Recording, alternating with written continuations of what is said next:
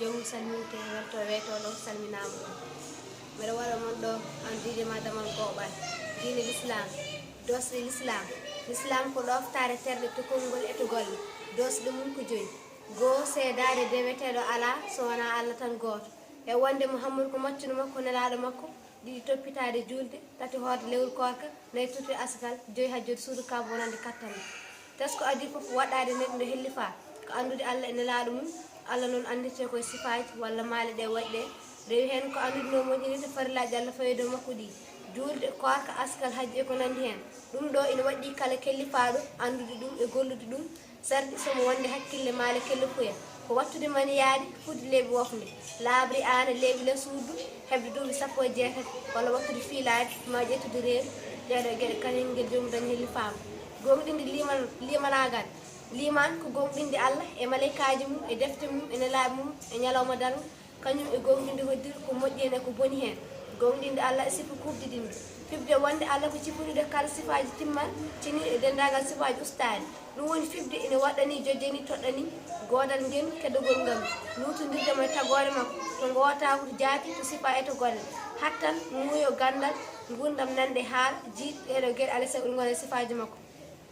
piba ene jombi e makko sifade ko weñi ɗeɗo gueɗe wase wodde jogade ɗo fuɗɗi maɗo haaɗi kata jingol yerodirede wase wonde goto ronkere wawnede forsede majjere mayde paɗugol mumdugol gumdam ɗeɗo gueɗe amtata koɗe keɓam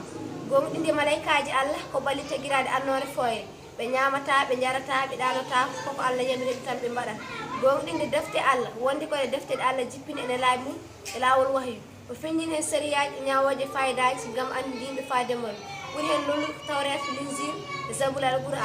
qur'ana noon woni ɓurɗi hoydade adinde huftidinde momtode kala ko yahdade may e nder defte gadide jippade ɗe gonɗinde nelaɓe Allah wonde gonɗinde nelaɓe Allah wonde ko Allah neliɓe faade tagore nde beele ɓe kuccinaɓe laabi moƴƴere ɓe kare nde bonani koɓe temettere 13 ade mabɓe fof ko baba Adama sakkiti ko nelaɗo men Mouhammad yalla julno hisnam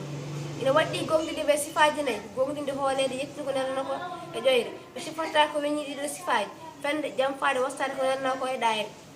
gonɗinde ñalawma darga koye makko moƴƴi e bonɗi kasbete kanko woni ñalawma jobdi aljanna ma jeygol gonɗinde hoddiru fibde kala ko waɗi foti koko weeli walla ko mecci ko moƴƴi walla ko boni foof tesko gonɗinde hunde ko gollorade ɗum joom risa ɗo wi gonɗinde ko haalirde ɗemgal laɓinire ɓerde gollire terre wiide ini gonɗi tan timmata ha wonde e konngol ngol tan e golle ɗe timmata ha wonde anniya konngol ngol e golle ɗe anniya fof timmata ha hawra sunna nelaɗo Allah yalla joni ko hisnam moƴƴingol ihsan saɗa rewa Allah yawade jeyowomni sa wawa yiide piɓa kanko mo wima ko ɗe gueɗe tati goni diine o